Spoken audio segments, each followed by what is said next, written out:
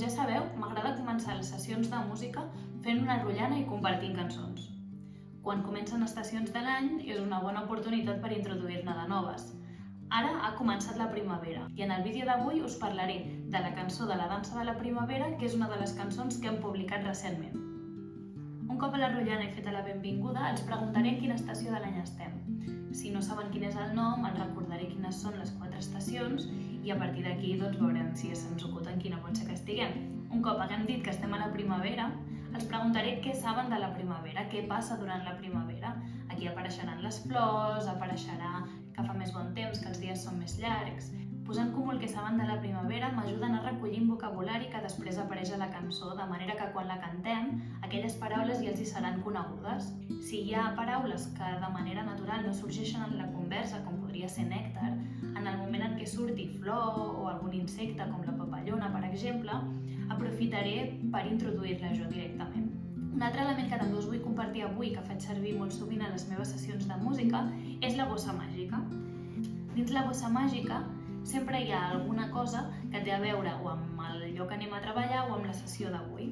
Ens serveix per generar sorpresa, emoció abans de començar i a més ens permet explorar sensorialment alguns elements. En aquest cas els diria que avui he arribat amb la bossa màgica perquè hi ha una cosa dins que hem de descobrir que ens ajudarà a cantar aquesta cançó de la primavera que avui aprendrem. Llavors, els hi passo la bossa perquè la puguin tocar, perquè puguin escoltar, a vegades fa soroll, a vegades no fa soroll, a vegades és dur, a vegades és tou. Parlem de totes aquestes sensacions que tenen. També m'agrada jugar a deixar-los posar la mà, que puguin tocar sense veure què és el que hi ha.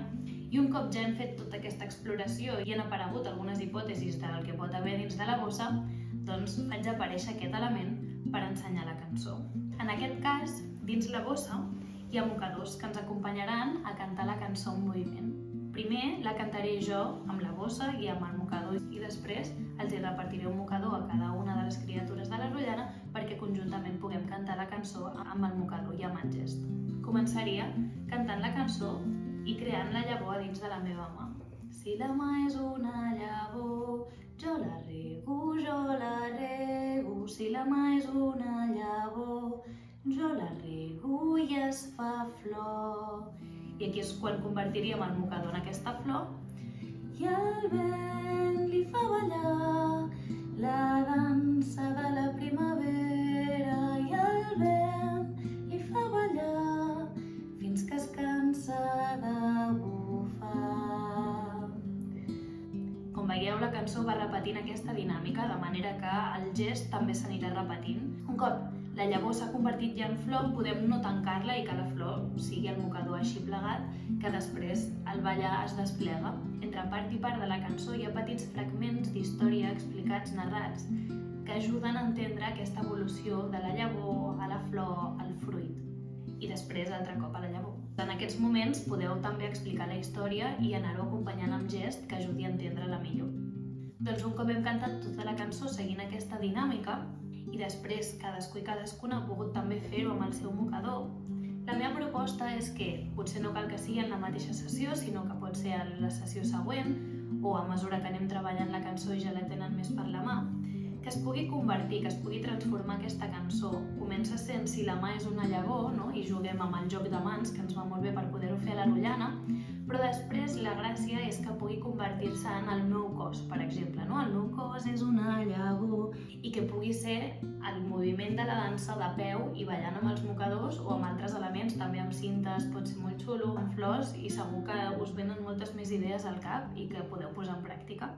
Després de fer-la amb el cos, una última proposta és poder-la fer amb tot el grup, que el grup sigui una llavor i que es moguin a la vegada.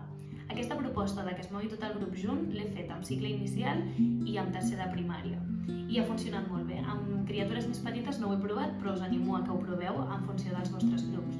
A més, també hem jugat a representar-ho, a repartir rols i que els vagin interpretant. Algú és la llavor que es va convertint en flor i fruit, algú altre són cucs que van a aquestes flors, algú altre són les papallones que van a aquestes flors, algú altre són els ocells que s'ho mengen. La cançó permet teatralitzar-se i s'ho passen superbé fent-ho, per tant us animo a que ho proveu també.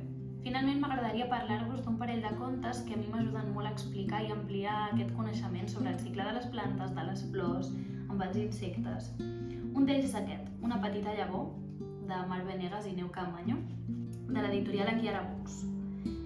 I, com podeu observar, és un conte desplegable, fins i tot circular, com la cançó, té moltes possibilitats de joc i de moviment, en la qual veiem per una banda l'evolució d'aquesta llavor que comença a germinar i per l'altra banda l'arbre que comença a créixer d'aquesta llavor, com els ocellets i els insectes van a menjar-se els fruits i com d'aquest fruit torna a caure una llavor que torna a fer començar la història. Aquest seria un. L'altre us el deixo a la descripció, es diu L'avellana. És un conte pop-up que és molt bonic i també es veu aquest procés de la llavor que cau, que germina, que es transforma en arbre i com torna això a començar. Si us ha semblat interessant el vídeo o d'utilitat, si us agraden les cançons, us animo a que ens seguiu a les xarxes, que ens compartiu i si voleu us podeu subscriure al canal i així esteu al dia de tot el que anem penjant. Fins la propera!